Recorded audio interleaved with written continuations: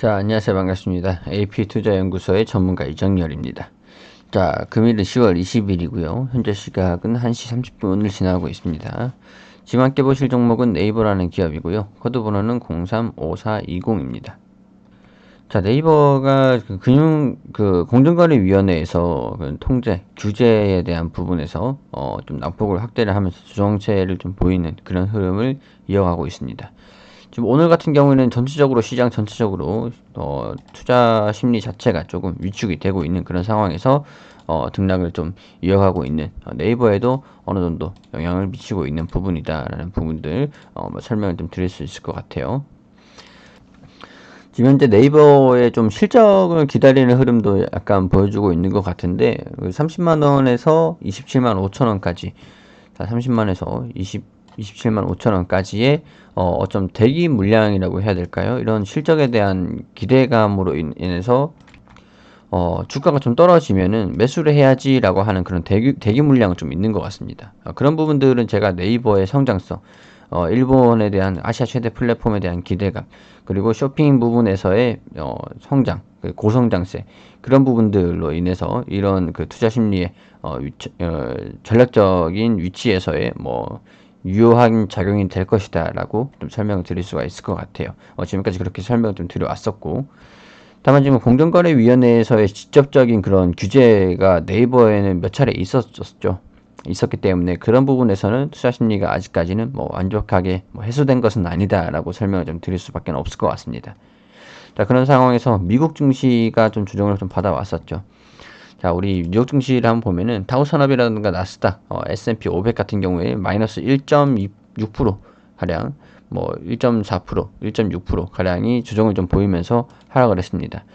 자, 지금 국내에도 영향을 좀 많이 미치고 있는 그런 부분들인데, 뉴욕 증시가 하락한 이유가 코로나 때문인 것도 있지만 부양책 때문에 하락한 것도 있습니다. 좀 간략하게 말씀을 드리면은 지난 9월 초에 코로나 신규 확진자 수가 미국 같은 경우는 한 3만 건 이하로 좀 감소를 하기도 했습니다. 이후에는 좀 재차 확산이 되면서 6만 건 이상을 기록하면서 거의 2배 가까이 최근까지 좀 높아졌다라는 부분들. 그렇기 때문에 사망자 자체가 감소세를 보이고 있는 상황이었는데 이 또한 감소세가 또 멈춘 그런 상황에서 확진자 수가 낮기 때문에 사망자 추이도 좀 재차 확산될 수 있을 것이라고 전망이 된다고 합니다. 여기에서 경제를 활성화시키고 재개를 시켜버린다면은 12월 말쯤에는 사망자 수가 비약적으로 늘어날 것으로 보이고 이걸 또 방치를 하면은 내년 1월 말에는 5천여 명까지 사망자 수가 증가될 수 있다라는 부분들. 그러니까 통제가 불가능하게 될 수도 있다라는 부분들. 이런 부분들이 미국 연준을 비롯해서 주요 기관들이 계속 우려를 표하고 있는 경기 회복을 지연시킬 수 있는 직접적인 요인이 코로나다. 지금 이렇게 좀 방치를 하면 안 된다. 그런 식으로. 근데 사실 방법이 없는 그런 상황입니다. 유럽 같은 경우에도 코로나가 확진자 수가 계속 늘어나고 있는 상황이고요. 자, 이렇게 방치가 되고 있는 상황에서 대선이 진행이 된다고 한다면 누가 대통령에 당선이 되든 간에 경제를 완전히 봉쇄를 하는 것은 좀 어렵겠지만은 핀셋 봉쇄는 좀 불가피하다고 전망하고 있기 때문에 투자 심리가 굉장히 위축이 된 그런 상황입니다.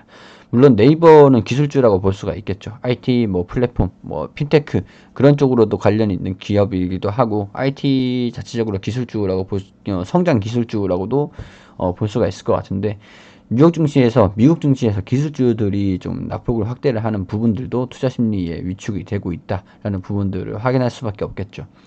자, 이런 미국에서의 부양체 관련 소식이 나와줄 때마다 좀 등락을 영향을 좀 받긴 했었는데 합의 가능성이 좀 약화가 됐습니다. 제가 다른 영상에서, 다른 종목 영상에서 계속 풀어드렸던 내용들이기도 한데, 대선 이전에는 대통령이 누가 될지 모르는 상황에서 정권 자체가 바뀔 수도 있는 그런 상황에서 부양체 협상을 하는 것 자체가 좀 쉽지는 않을 거라고 말씀을 드렸었죠. 대선 이전에 부양책이 나올 수는 있는데 급여 보호 프로그램이라든가 코로나19 관련돼서 긴급 예산이 먼저 투입이 된다든가 그런 가벼운 정책들, 좀 긴급적으로 할 수 있는 정책들은 좀 대선 이전에 나와줄 수는 있습니다. 그렇지만은 나머지 이런 것들을 제외하고 좀 진짜 실질적인 부양책들, 경기를 좀 부흥시키기 위한 부양책들 그런 것들은 선거 이후로 선거 이후로 트럼프의 업적으로 만들고 싶진 않겠죠. 자, 민주당 같은 경우에는. 그렇기 때문에 선거 이후로 미뤄질 가능성이 상당히 높아집니다. 자, FOMC도 마찬가지입니다. 미국 정부도 마찬가지고요. 그렇기 때문에 이러한 변동성은 계속 이어질 겁니다. 대선 이전까지는. 자, 대선 이전까지는 어느 정도 부양책에 대한 기대감으로 이 기술주들이 반등을 하면서 네이버 또한 반등이 나올 수 있는 그런 상황입니다. 여기서 추가적으로 27만 5천 원까지는 열려 있다고 봐요. 열려 있다고 보는데 27만 5천 원에서 단기적인 좀 반등이 나와줄 수 있을 거라고 좀 기대를 하고 할 수 있는 부분이긴 하지만 이 부분까지는 좀 열려 있다라고 좀 보실 필요는 있습니다. 여기에서 물론 반등이 바로 나올 수도 있어요. 자, 그렇지만 지금 기술적인 이런 기술적인 지표 자체가, 이 차트 자체가 기술적인 지표잖아요. 근데 이런 지표 자체가 지금은 뭐 코로나로 인해서, 뉴욕 증시의 변화로 인해서, 관련 이슈들로 인해서 좀 투자 심리에 대한 반영이 더 많이 되고 있는 부분이기 때문에 이런 기술적인 지표들, 가격적인 전략들이 좀 영향 자체가 좀 줄어들고 있다라는 부분들, 그런 부분들을 참고를 하실 필요가 있을 것 같습니다. 그렇기 때문에 이런 투자 심리에 반영되는 부분들을 상당히 잘 이슈들을 뉴스들을 좀 잘 판단을 하면서 매매를 진행할 필요가 있겠죠. 그럴 때는 뭐 결론을 말씀을 드린다라고 하면은 뭐 무책임한 얘기가 될 수도 있겠지만은 뭐 결국에는 지켜볼 수밖에 없다라는 부분들을 말씀을 드릴 수밖에 없을 것 같아요. 왜냐면은 제가 트럼프가 아닌 이상이야. 지금 트럼프도 부양책에 관련돼서 어떻게 뭐 힘도 못 쓰고 있는 상황이잖아요.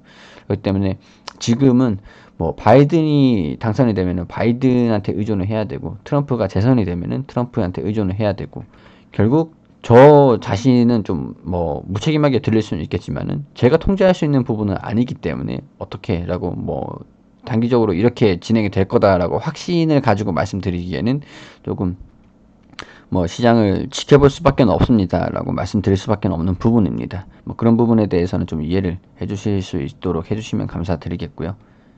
자, 어찌됐건 기술적인 부분을 뭐 그렇다고 해도 안 볼 수는 없겠죠. 이 부분에서 일단 단기적으로 좀 잡아드리도록 하고요. 좀 27만 5천 원까지 열려 있다라고 이렇게 예상이 되기 때문에 제가 통제할 수 없는 부분이기 때문에 27만 5천 원까지 부분은 좀 열어두자라고 말씀을 좀 드릴 수가 있을 것 같아요. 정말 극단적인 상황에서 극단적으로 통제에 벗어난 수준, 금융시장 자체가 우리 극단적으로 통제가 벗어난 수준까지 좀 간다라고 한다면 25만원, 22만 5천원까지 2차, 3차까지도 조금 감당이라고 해야 될까요? 좀 우리 좀 생각은 해두자. 혹시나 극단적으로 이렇게 움직일 수 있지 않을까 하는 그런 부분들 우리 대비를 해서 나쁜 것은 아니기 때문에 그런 의견으로 한번 2차, 3차까지 지지 구간을 한번 잡아드릴 수 있도록 해보겠습니다. 자, 이런 뉴욕 증시에 대한 움직임은 보시면은 외국인의 투자 심리 자체적으로 지금 코스닥은 매수세를 보이고 있고 선물도 매수세를 좀 보여주고 있긴 하지만 외국인의 투자 심리 자체적으로도 영향을 미칠 수 있는 부분이기 때문에 이런 부분들은 참고하실 밖에 없다라는 부분들로 좀 말씀을 드릴 수 있을 것 같아요. 자, 지수 코스닥은 외국인의 매수세를 좀 들어와 주면서 오전에는 1200 종목들이 좀 하락하고 있었는데 지금 좀 오후장에 접어들면서 다소 낙폭을 좀 축소를 하고 있는 좀 회복을 시키고 있는 그런 모습을 좀 보여주고 있긴 합니다. 자, 지수 자체가 좀 올라와주는 흐름을 좀 보여주기를 한번 기대를 해봐야겠다라고 말씀을 드릴 수밖에 없을 것 같아요. 지금 기간에서의 매수세를 좀 보여주고 있으니까 투자 심리 자체가 좀 회복을 하면서 우리 외국인은 네이버를 좀 매수를 하고 있는 모습을 저가 매수세를 좀 나서고 있네요. 자, 이런 부분들을 참고를 하시면서 우리 기술적인 지표들 영향은 크게 없을 수 있다라는 부분들 참고하시고 이 기술적인 부분들도 한번 참고를 해보시면서 매매에 참고를 하시면 좋겠다라는 말씀으로 브리핑을 마무리할 수 있도록 하겠습니다. 자, 그리고 우리 AP투자연구소에서는 매일매일 무료 종목을 추천드리고 있습니다. 네이버에서 AP투자연구소라고 검색을 하시면 상단 부분 홈페이지에 AP투자연구소 홈페이지를 들어오실 수가 있습니다. 자, 라이브 깜빡깜빡 하시는 거 밑에 보시면 2020년 무료 추천 종목이라고 게시판이 있는데 들어오시게 되시면은 저희가 매일매일 이렇게 추천을 드리고 리딩을 해드린 내역들을 확인하실 수가 있습니다. 자, 지난 게시판 또한 전부 다 확인하실 수 있도록 열려 있기 때문에 보시고 확인을 하시길 바랄게요. 자, 10월 19일 월요일 오늘 종목 추천 한번 지켜보도록 한번 보도록 할게요. 자, 여기 보시면은 우리 장전에는 유효 증시가 어떻게 움직였는지 대략적으로 좀 설명을 드리고 댓글로 이렇게 리딩을 좀 진행해 드리고 있습니다. 자, 그리고 9시가 되면은 흥국화재 현재가 15,000원 기준 매수, 1차 목표가 15,450원, 손절가 14,200원으로 대응하시라고 말씀을 드리고, 우리바이오가 현재가 3,400원 기준 매수 안내 드리고, 1차 목표가 3,500원, 손절가 3,250원, 그리고 2분의 캐몬 현재가 3,570원, 자, 1차 목표가를 3,675원, 손절가 3,420원으로 대응하시라고 설명을 추천을 드렸죠. 자, 이렇게 세 종목 추천드렸습니다. 자, 그리고 시장이 상승 출발한다라고 이렇게 설명을 드렸고, 흥국화재 1차 목표가 달성 후 급등 VI 발동 중이다라고 이렇게 차트를 보면서 이렇게 설명을 드렸습니다. 9시 5분에. 자, 9시 5분에 이렇게 설명을 드리면서, 이게 이제 캐몬 1차 목표가를 달성을 했다라고 차트, 이 음봉입니다. 음봉에서 우리 고가 달성을 했다, 최고가 달성을 했다고 설명을 드렸습니다. 자, 그리고 우리바이오가 손절가를 3,200원으로 하향 조정을 해서 지금 매도 한창 싸우고 있다. 그렇기 때문에 손절가를 낮추고 보유하는 전략으로 가자라고 설명을 드렸습니다. 자, 이런 상황에서 두 종목을 수익을 내고 한 종목은 보유 중에 있다라고 이렇게 설명을 드리고, 노하우 부분들, 시장이 어떻게 대응해야 된다라는 부분들 이렇게 쭉 설명을 드리면서 시장 브리핑 한번 이렇게 드리고 있었는데, 시장 브리핑을 한번 드리면서 자, 이 종목들 리딩을 계속 진행하고 있었습니다. 자, 그리고 장중에서 또 이제 흥국화재가 20% 넘는 급등을 하면서 상승하는 흐름들, 아까 차트랑 또 다르죠. 상승을 했죠. 그리고 캐몬도 12% 넘게 상승을 하면서 추가적인 상승을 했다라고 설명을 드렸습니다.